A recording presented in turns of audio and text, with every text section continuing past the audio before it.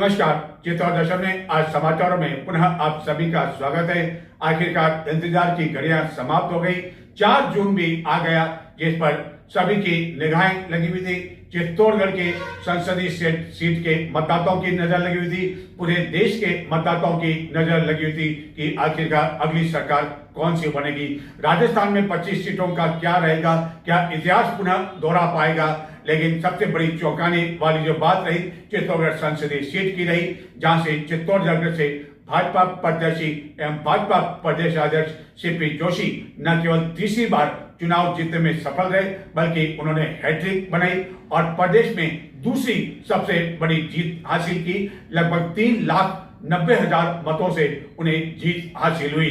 जबकि परिणाम आने से पहले विभिन्न एजेंसियां एवं कई लोग यह अनुमान लगा रहे थे कि हार जीत का अंतर 1 लाख से कम हो सकता है, लेकिन इन सबको नकारते हुए भाजपा प्रत्याशी पुनः चुनाव जीतने में सफल रहे। चुनाव जीतने को लेकर जो अब तक हमने आंकलन किया है, उसके अनुसार 3-4 महत्वपूर्ण कारण रहे। पहला कारण, हिंदुत्व के आधार पर मतदाताओं ने भाजपा प्रत्याशी का साथ दिया और उन्हें चुनाव जिताया। दूसरा, राम मंदिर का मुद्दा भी जो है इस चुनाव में चला और भाजपा प्रत्याशी उसे भुलाने में सफल रहे। तीसरा मुद्दा, भाजपा प्रत्याशी की स्वयं की 10 वर्ष की जो उपलब्धियां रही, उसके कारण भी वह चुनाव जीतने में सफल रहे।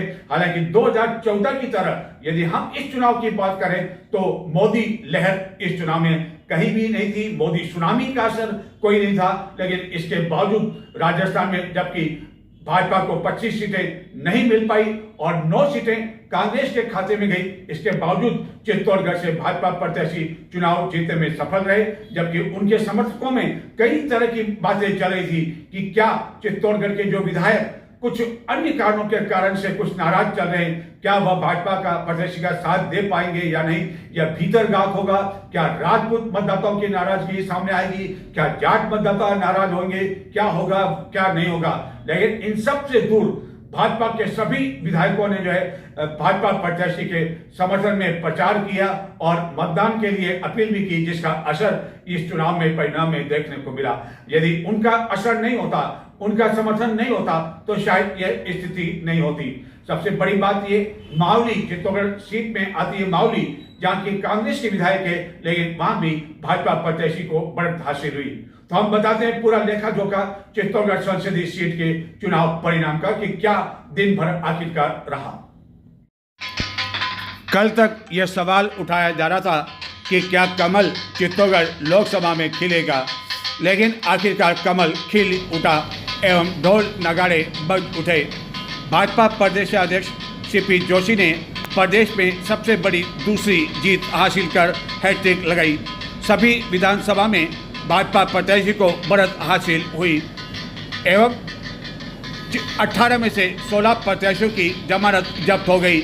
यदि हम चित्तौड़गढ़ संसदीय सीट के चुनाव परिणाम पर नज़र डालें तो भाजपा प्रत्याशी सीपी जोशी को कुल मतों में से 8,88,202, उदयलाल अन्ना को 4,98,325 मत हासिल हुए।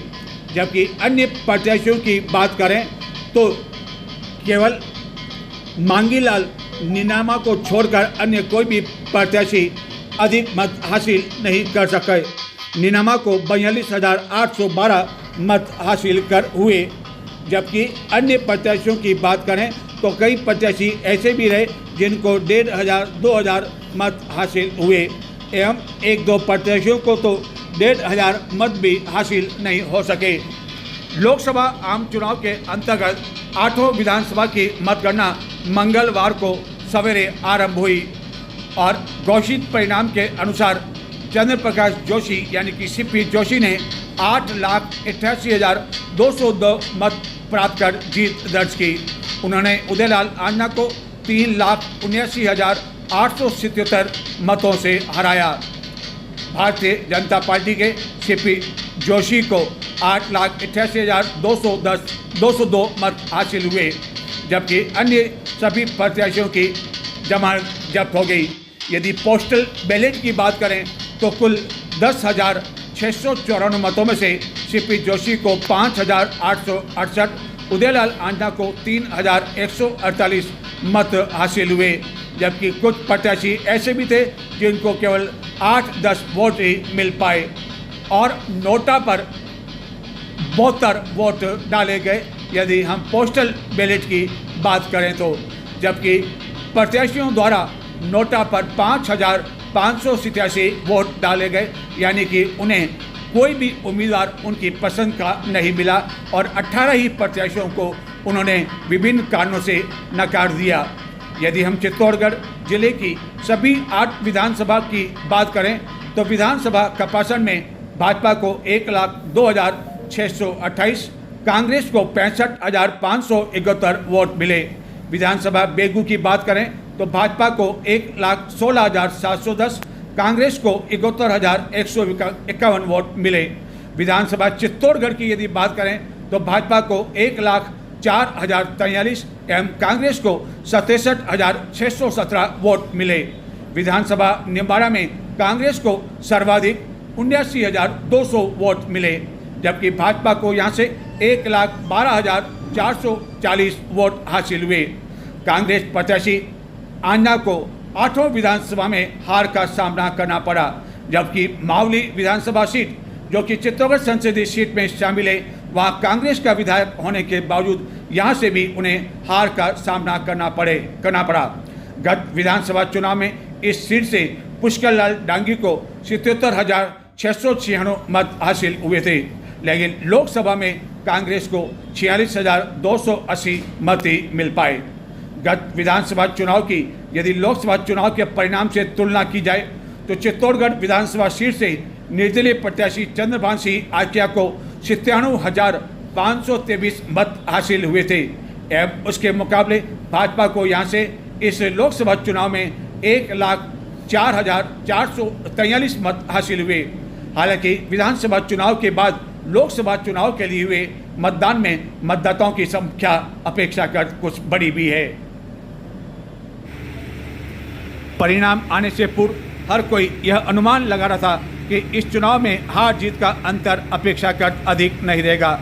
विभिन्न एजेंसी भी यही अनुमान लगा रही थी, लेकिन इसके बावजूद भाजपा प्रत्याशी ने 3,79,877 मत हासिल करने में सफलता हासिल की। यह प्रदेश की सबसे बड़ी दूसरी जीत है। राजसमंद से भाजपा प्रत्याशी को 3,92,223 मतों से जीत हासिल हुई। मतगणना स्थल पर प्रातः 8 बजे सबसे पहले डाक मतपत्रों की गिनती प्रारंभ हुई एवं पहले राउंड की मतगणना से लेकर अंतिम राउंड 22वें दौरे की मतगणना तक भाजपा प्रत्याशी लगातार आगे चलते रहे और आगे उन्हें लगातार बढ़त मिलती रही। यदि हम पहले राउंड की बात करें तो पहले राउंड में भाजपा प्रत्याशी को 18,526, दूसरे में यह अंतर कुछ कम हो गया लेकिन फिर भी अंतर रहा 17,186 का, तीसरे में 35,712, चौथे में 58,916, पाँचवें में 75,040, छठे में 59,567, सातवें में 1,18,327, आठवें में 1,32,249 और अंतिम 22वें राउंड में यह अंतर बढ़कर 3,77,167 तक पहुंच गया और डाक मतों को मिलाकर भाजपा प्रत्याशी की जीत का अंतर पहुंच गया 3,79,877 तक। हालांकि इस मतगणना के दौरान एक महत्वपूर्ण बात यह भी देखने को मिली कि मतगणना स्थल पर भाजपा एवं कांग्रेस की ओर से कोई भी बड़ा नेता मौजूद नहीं था। दोनों दलों की ओर से कोई भी पूर्व विधायक भी इस दौरान मौजूद नहीं थे, जबकि परिणाम घोषित होने के कुछ घंटों बाद नवनिर्वाचित सांसद सीपी जोशी विशेष हेलीकॉप्टर से चित्तौड़गढ़ पहुंचे। इस जीत को लेकर जब चित्तौड़गढ़ के नवनिर्वाचित सांसद से बात की गई तो उन्होंने कहा कि जनता ने 10 वर्ष में करवाए गए विकास कार्यों पर मोहर लगाई। हालांकि राजस्थान में सभी 25 सीटों पर भाजपा को जीत हासिल नहीं हो सकी। इस मतगणना को लेकर तड़के से ही मतगणना स्थल की ओर जाने वाले सभी वाहनों पर, सभी मार्गों पर बैरिकेडिंग लगा दी गई थी, जिसके कारण दुपहिया वाहनों को भी जाने की अनुमति नहीं दी गई। कलेटी चौराहे से लेकर ओवरब्रिज और इधर मतगणना स्थल के समीप शास्त्री नगर चौराहे तक सन्नाटा ही सन्नाटा छाया रहा। हालांकि इसके कारण कुछ लोगों को परेशानी भी हुई एवं उनकी दुकान पर उन्हें वाहन ले जाने में मुश्किल हुई। सवेरे से ही भाजपा समर्थक टीवी पर नजर जमाए हुए थे कि आखिरकार राजस्थान में क्या होगा, कौन जीतेगा, कौन हारेगा, देश के चुनाव परिणाम का क्या होगा, प्रधानमंत्री नरेंद्र मोदी तीसरी बार प्रधानमंत्री बन पाएंगे या नहीं, एनडीए का क्या होगा, इंडिया गठबंधन का क्या होगा। एक एक चुनाव परिणाम पर सभी की नजर लगी हुई थी, जिसके लिए चित्तौड़गढ़ के विधायक चंद्रपाल सिंह आक्या के विधायक कार्यालय पर इसके लिए विशेष एलईडी की व्यवस्था की गई। कार्यकर्ताओं के लिए बड़े बड़े न केवल कूलर लगाए गए बल्कि अल्पाहार की भी व्यवस्था की गई। और जो एक एक सीट का परिणाम भाजपा के पक्ष में आता गया, कार्यकर्ता खुशी के मारे तालियां बजाते हुए, नाचते हुए एवं भाजपा की जय जयकार करते हुए देखे गए। इसी तरह की व्यवस्था भाजपा के चुनाव कार्यालय में प्रताप नगर में भी देखने को मिली। यहाँ सवेरे से ही चित्तौड़गढ़ के विभिन्न स्थानों से कार्यकर्ताओं के पहुंचने का सिलसिला प्रारंभ हो गया था।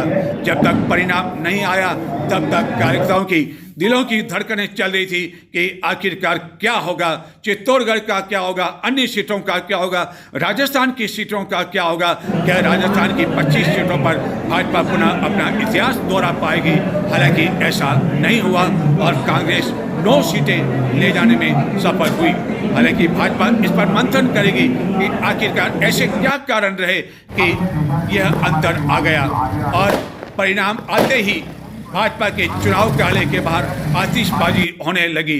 यहाँ कार्यकर्ताओं के लिए बड़े पैमाने पर केरी के पानी की व्यवस्था भीषण गर्मी एवं चिलचिलाती धूप को देखते हुए की गई थी। इसी तरह बड़े पैमाने पर पेयजल की व्यवस्था भी की गई। भाजपा प्रत्याशी की जीत के बारे में यदि बात करें तो परिणाम आने से पूर्व ही भाजपा के प्रताप नगर के चुनाव कार्यालय में सवेरे से ही कार्यकर्ताओं के पहुंचने का सिलसिला प्रारंभ हो गया। विशाल एलईडी यहां लगाई गई थी। भाजपा को जीत की उम्मीद पहले से ही होने की वजह से सभी तैयारियों के बीच ढोल नगाड़े मंगवा रखे थे। लड्डू के ऑर्डर भी बड़े पैमाने पर दे दिए गए थे। यही नहीं, कुछ कार्यकर्ताओं ने पहले से ही जीत को लेकर होर्डिंग बनाकर तैयार रख रखे थे। यदि चित्तौड़गढ़ की बात करें तो चित्तौड़गढ़ विधानसभा क्षेत्र से भी भाजपा को अच्छी खासी बढ़त हासिल हुई। यह भी महत्वपूर्ण है कि इस चुनाव में लगातार तीसरी बार चुनाव जीतकर रिकॉर्ड बनाने वाले सीपी जोशी के सामने कई चुनौतियां थी। राजपूत मतदाता उनसे एक निर्णय को लेकर नाराज थे एवं 2014 की तरह मोदी लहर का कोई खास असर देखने को नहीं मिला, लेकिन इसके बावजूद उन्हें सभी विधानसभा सीटों से बढ़त हासिल हुई। राम मंदिर का मुद्दा भाजपा बनाने में सफल रही। इसी तरह अधिकांश मतदाता नरेंद्र मोदी को पुनः प्रधानमंत्री के रूप में देखना चाहते थे। राजस्थान सरकार को लेकर हाल फिलहाल किसी तरह की कोई नाराजगी नहीं थी और एंटी केवीसी जो माना जाता है वह भी यहाँ कम से कम देखने को मिली। और यही कारण रहा कि सभी विधानसभा क्षेत्रों में भाजपा प्रत्याशी को बढ़त हासिल हुई। गत विधानसभा चुनाव की बात करें जो कि 2023 में नवंबर में संपन्न हुए थे, उसके मुकाबले इस चुनाव की बात करें तो कई स्थानों पर भाजपा प्रत्याशी को अधिक सीट बढ़त हासिल हुई। चित्तौड़गढ़ के विधायक चंद्रपाल सिंह आक्या से इस परिणाम के बारे में जब जानकारी मांगी तो उन्होंने कहा कि लोगों ने भाजपा के नेतृत्व, मोदी के नेतृत्व पर भरोसा व्यक्त किया और अपना खुलकर समर्थन किया। इस चुनाव से पहले निर्दलीय प्रत्याशी के रूप में चुनाव जीतने वाले चंद्रपाल सिंह आक्या को पार्टी में शामिल कर लिया था और बाद में वह भाजपा प्रत्याशी सीपी जोशी के साथ चित्तौड़गढ़ विधानसभा क्षेत्रों में कई ग्रामीण क्षेत्रों में उनके दौरे के साथ में रहे। न केवल चंद्रपाल सिंह आक्या बल्कि हम अन्य विधायकों की बात करें, चाहे बेगू के विधायक हो, बड़ी शादी के विधायक हो या कपासन के विधायक हो या निम्बाड़ा के विधायक हो या वल्लभनगर के विधायक हो, सभी उनके साथ रहे और उन्होंने गांव-गांव, नगर-नगर इस चुनाव प्रचार में भाजपा प्रत्याशी का साथ दिया। हालांकि समय कम था क्योंकि भाजपा प्रदेश अध्यक्ष के पास में अन्य कई जिम्मेदारियां भी थी। उन्हें अन्य स्थानों पर भी चुनाव प्रचार के लिए जाना पड़ा। लेकिन जब कांग्रेस ने उदयलाल आंजना को चुनाव मैदान में उतारा तो भाजपा प्रत्याशी को अधिकांश समय अपने इस चित्तौड़गढ़ संसदीय क्षेत्र में देना पड़ा और उन्होंने अपने 10 वर्ष के कार्यकाल एवं उपलब्धियों को जनता के सामने रखा और उनको बुनाने की कोशिश की और उसमें आखिरकार वह सफल भी हुए। अब देखना ये कि अगला 5 वर्ष का जो सफर है भाजपा प्रदेश अध्यक्ष एम सीपी जोशी का, उन 5 वर्षों में जो अधूरे कार्य चित्तौड़गढ़ संसदीय क्षेत्र में रह गए हैं और जनता से जो उन्होंने वायदे किए हैं उन वायदों को वह कब तक पूरा कर पाएंगे, किस तरह पूरा कर पाएंगे। लेकिन इस जीत के बाद जो राजस्थान में 25 सीटें भाजपा को नहीं मिली उसको लेकर सवाल अवश्य खड़ा होने लगा है। लेकिन इसको लेकर भाजपा प्रदेश अध्यक्ष का कहना था कि निश्चित रूप से इस पर चिंतन किया जाएगा। उन्होंने कहा कि परिणाम जो भी आते हैं उसको स्वीकार करना पड़ता है, लेकिन अब क्या भाजपा का जो राष्ट्रीय नेतृत्व है, क्या इस राजस्थान में जो सभी सीटों पर भाजपा को जीत नहीं मिली तो क्या उसके बारे में वह संगठन के नेतृत्व के बारे में कोई कदम उठाएगा, कोई परिवर्तन किया जाएगा, क्योंकि अब सांसद के पास में एक सांसद की बड़ी जिम्मेदारी भी है। हालांकि ये जिम्मेदारी उनके पास पहले भी थी और लगभग 1-1.25 वर्ष पहले उन्हें प्रदेश अध्यक्ष की बागडोर संभाली गई थी। लेकिन उनके नेतृत्व में यदि भाजपा की सभी 25 सीटें पार्टी के झोली में जाती तो आज जीत का उत्साह और अधिक दुगना हो जाता और कार्यकर्ता और अधिक दुगने उत्साह के साथ ढोल नगाड़े बजाते। लेकिन चुनाव परिणाम कुछ भी हो सकते हैं, यह कभी भी कहा नहीं जा सकता। चुनाव परिणाम आने के बावजूद सबसे बड़ी बात जो देखने को मिली कि गत विधानसभा चुनाव की तरह लगा कि कलेक्ट्रेट चौराहे एवं उसके आसपास कार्यकर्ताओं का सैलाब उमड़ पड़ जाएगा, उमड़ आएंगे, आतिशबाजी होगी, एक दूसरे का लड्डू से मुंह मीठा कराया जाएगा वगैरह वगैरह। दुकानदारों ने तैयारियां कर रखी थी, कचौरियां, समोसे, जूस का स्टॉक कर रखा था कि कार्यकर्ता आएंगे तो इस भीषण गर्मी में आखिरकार उन्हें भी भूख लगेगी तो वह उनकी दुकानों पर आएंगे। लेकिन सभी तैयारियां धरी की धरी रह गई। हालांकि पुलिस ने सभी तरह मार्ग बंद कर रखे थे, लेकिन पैदल आवाजाही पर रोक नहीं थी। लेकिन इसके बावजूद परिणाम आने के बाद कोई कार्यकर्ता नहीं आया और चारों ओर सन्नाटा ही सन्नाटा दिखाई दिया।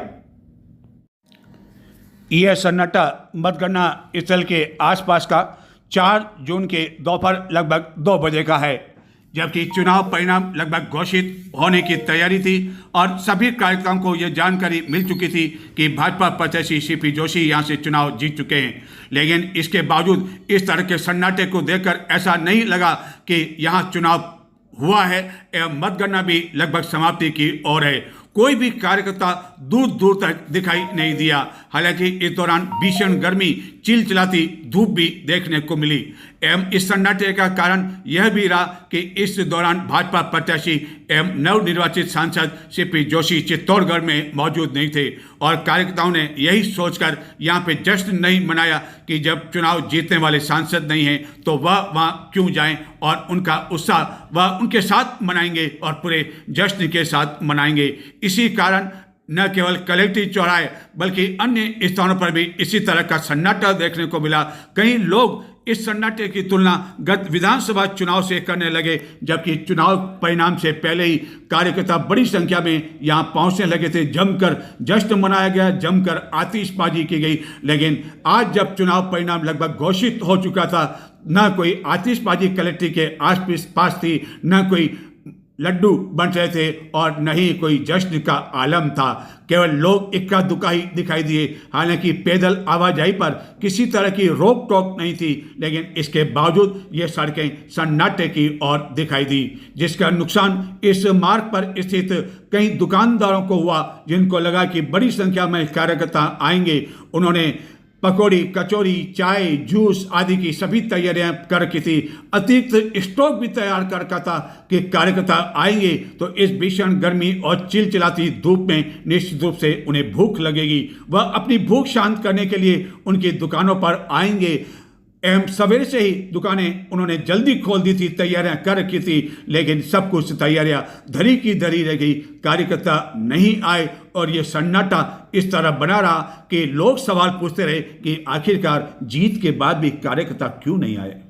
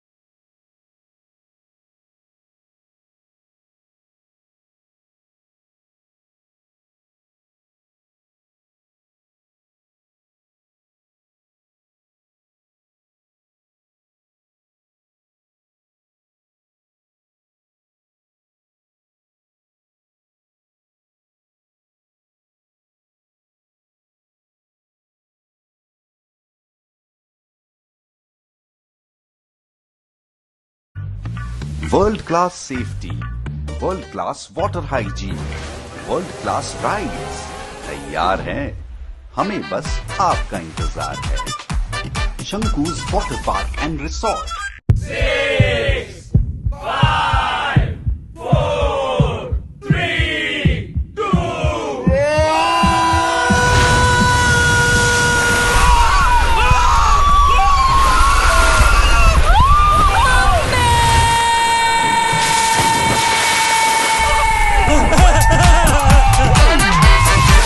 डर जब मस्ती में भीग जाए, हर दिल खुश हो जाए। शंकुज वाटर पार्क, हर दिल खुश हो जाए। अच्छी वाली लेना, बिल्कुल भी ब्लर मत करना। पकड़ो पकड़ो पकड़ो।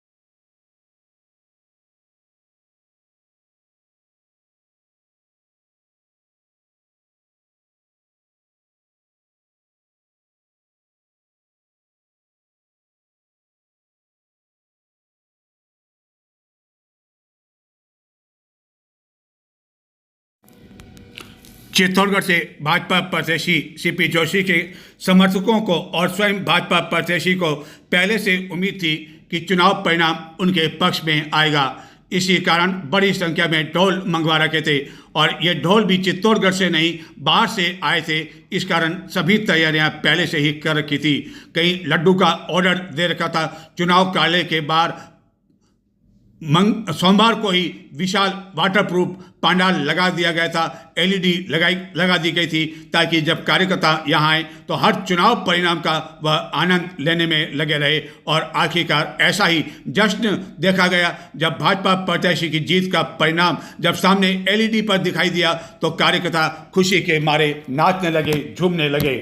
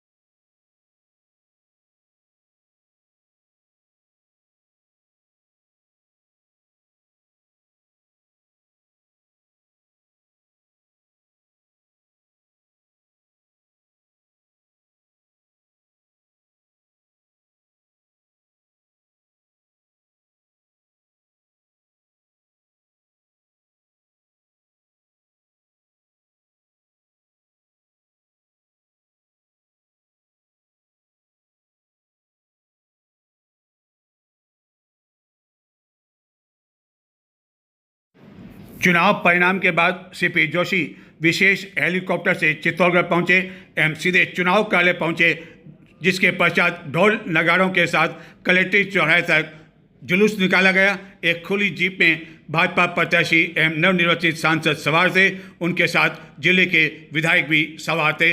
इस दौरान कई महिला कार्यकर्ता भी उनके साथ इस जुलूस में मौजूद थी।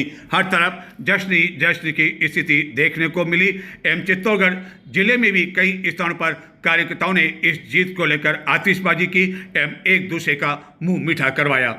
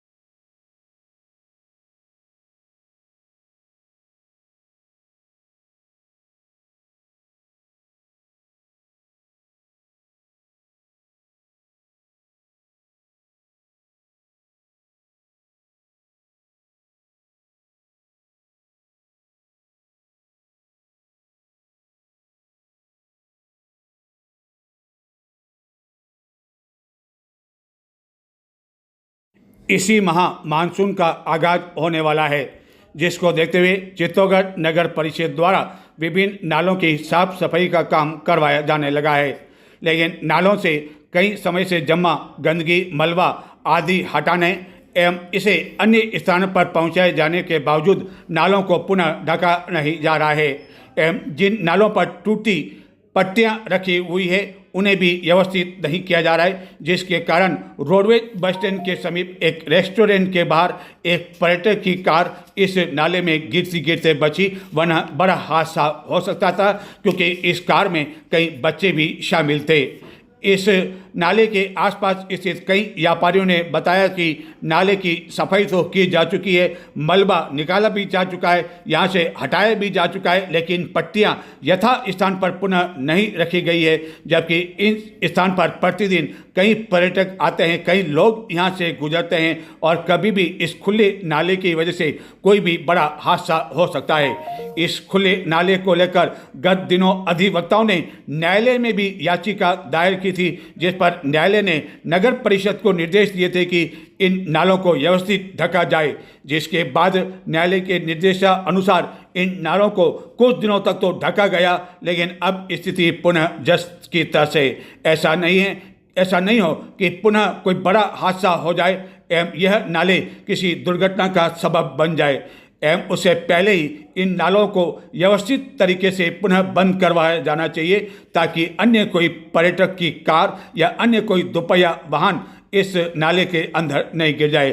क्योंकि नाले में कुछ स्थान ऐसा भी है जहाँ की रात्रि के समय अंधकार रहता है और अंधकार के समय यहाँ से आसपास से गुजरने वाले दुपहिया वाहनों को ये दिखता नहीं है कि यहाँ नाला खुला है और उन्हें सावधान रहना है। तो सावधान रहने से पहले ही नगर परिषद को चाहिए कि न केवल इस मार्ग पर बल्कि जहाँ अन्य स्थानों पर भी ऐसे नालों की सफाई की जा रही है, मलबे को हटाने के बाद नाले को पुनः व्यवस्थित ढंग से ढकने के लिए संबंधित कर्मचारियों को निर्देश प्रदान करें, आदेश दें, ताकि इस तरह के हादसे की पुनरावृत्ति पुनः न हो सके और कोई बड़ी घटना पुनः इस तरह की घटित होने की संभावना न हो सके।